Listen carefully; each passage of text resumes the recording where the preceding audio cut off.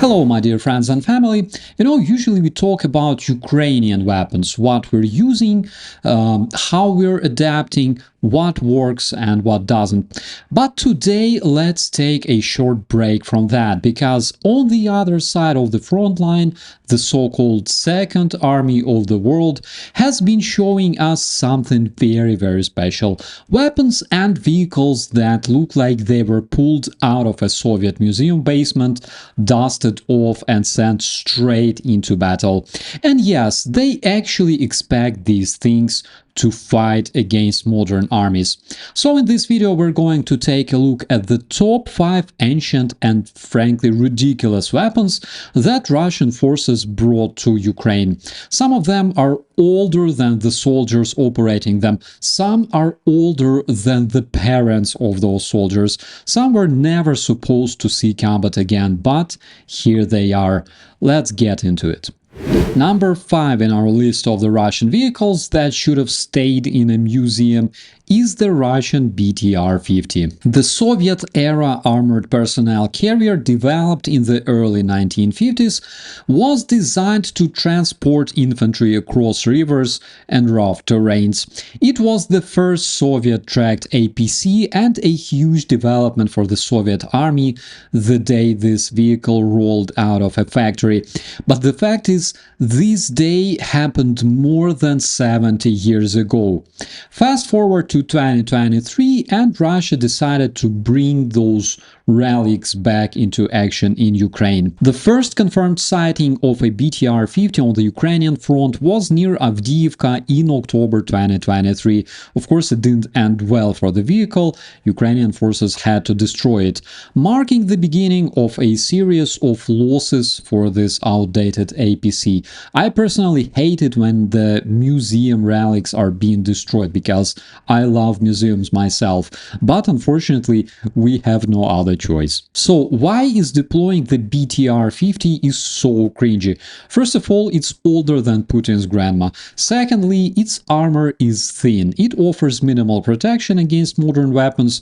And thirdly, its armament is completely outdated and it lacks modern communication systems. Despite these shortcomings, Russia has continued to deploy BTR-50s, even attempting to modernize them with makeshift upgrades like cope cages. However, these modifications do very little to enhance their survivability on the modern battlefield.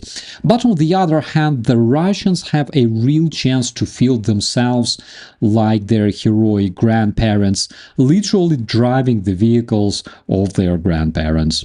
And now, dear comrades and commandos, we'll be diving deep into the iron coffin of Russian military innovation, the legendary, the unstoppable, the totally irrelevant T-62 tank. Yes, my friends, the Russian armored troops have officially time-traveled back to 1961, when JFK was still alive, Elvis was still skinny, and the T-62 was considered advanced. Seriously, why build new tanks when you can just dig them up from the scrapyard of history, slap a Z on the side, and call it next-gen warfare? And the simple answer is they just don't have capacity to build new tanks anymore. It's a fact. The T-62 made their grand re-debut in Ukraine back in 2022, in Kherson and Zaporizhia Oblast, and the recent footage showcased several modifications of approximately 70 tanks of this type heading to the cheerful Russian troops in Ukraine. Frankly speaking, at first Ukrainians thought that it was a prank, like someone accidentally rolled a museum exhibit into the front lines. But the fact is, before the Russian invasion of Ukraine, these tanks were last seen in action during the Soviet invasion of Afghanistan, back when disco was still a thing and somehow Putin looked the same age. Of course, T-62 is a huge contrast to the Ukraine's lineup, like Leopard, Abrams, T-64, Bulat, and Oplot tanks. Those are modern NATO standard killers with thermal optics, reactive armor, and, the engines that actually starts. Meanwhile, the Soviet T-62 comes with classic features like no autoloader, armor that melts faster than Russian morale, and a gun system that can barely hit the side of a barn if the gunner is sober. And yet Moscow keeps sending them in, because when you've lost over 10,700 tanks, you start getting kinda desperate. You start calling the tank museum in Kubinka, for example, asking if their T-34 is still operational. And for the next one, my friends, I really had to dig into the history books, because our next subject is a howitzer first introduced before the World War II even started, around 1938. We're talking about the Soviet M30. I think there is only one thing in Russia that is more cringier than M30 howitzer. It's a Russian robot Boris, but we'll talk about it in a different episode. So the first confirmed sighting of an M30 on the Ukrainian front happened in August 2024, when Russian personnel released a video showcasing this relic being used during the ongoing invasion. M30 is a 122mm howitzer that was introduced in the Soviet Union shortly before the World War II. What makes it cringy is its maximum firing range, of course, besides its age, that may definitely look impressive comparing to the World War I artillery that is less than 12 kilometers. How do you think? What is the quality of the barrels of those howitzers produced before the World War II? Guys, this Friday during the Russian military parade, the internet was full of individuals glorifying this powerful Russian army parading down the Red Square. But this is the reality. Russians bringing the old pre-war howitzers because they lack artillery on the front. For example, Ukraine's M777 howitzers that were provided by international allies.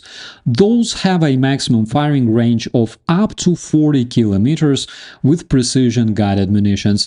I think you can understand what it means in terms of a counter-battery measures when you can reach your enemy while your enemy cannot reach you.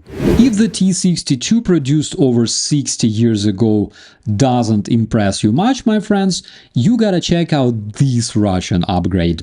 Meet the T-54-55, the tank that last saw action when Khrushchev was threatening to nuke Disneyland. During the Russian invasion of Ukraine, these tanks were first spotted on rail cars in Russia's far east near the town of Arseniev, making their way west. Ukrainian intelligence confirmed that they reached the southern front, likely near Mariupol, because nothing says we're winning like pulling tanks from Stalin's attic. Guys, imagine this.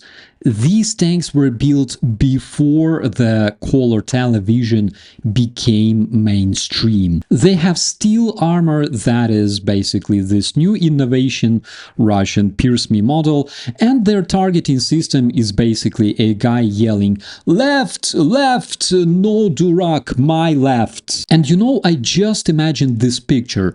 A Soviet tank that was built shortly after the World War II, brought to a Russian museum, then after decades taken back to the front line, and then brought back to a museum, only this time Ukrainian museum.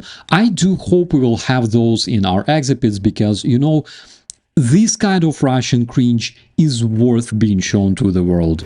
I gotta confess, for the previous two I wasn't sure which one was cringier, but the next one is definitely a winner, my friends, because this Russian military upgrade comes straight from the 19th century and you just cannot beat it. Introducing the latest cutting-edge weapon of the Russian Federation, Mosin-Nagant bolt-action 5 rounds, built when horses were still considered military vehicles. My friends, these relics were first seen used by the Russian cannon fodder in Luhansk already in late 2022. It was the year when the rest of the world was using drones, night vision, and satellite-guided munitions. Some reports say that those rifles, designed in 1891, came from the Russian Ministry of Defense warehouses. Others say they were pulled straight from a bunker marked "in case of Tsarist restoration," or maybe even donated by Russian babushkas who thought they were helping a museum. Let's talk about the specifications, shall we? 5 rounds of pure Soviet nostalgia. Scope only if your cousin in the army has connections. A round is the same 7.62 by 54 mm as in PKM, only 100 years sadder. With this rifle, you get a spiritual connection to every bad Russian military decision since 1905. So yeah, the Mosin-Nagant is back, my friends. It's back in the Russian service. It was first seen already that very year when the Russian invasion of Ukraine started. And that is basically all you need to know about the Russian superpower. But of course, if you support Russian terrorism and this video makes you feel depressed, you can watch the Russian military parade one more time. It will definitely cheer you up, because in the next videos we will talk about something even more cringy. And with that, my dear friends, let me wish you all a beautiful day, and as always, I'll see you in the commentaries. I'm Operator Starsky. Thanks for watching.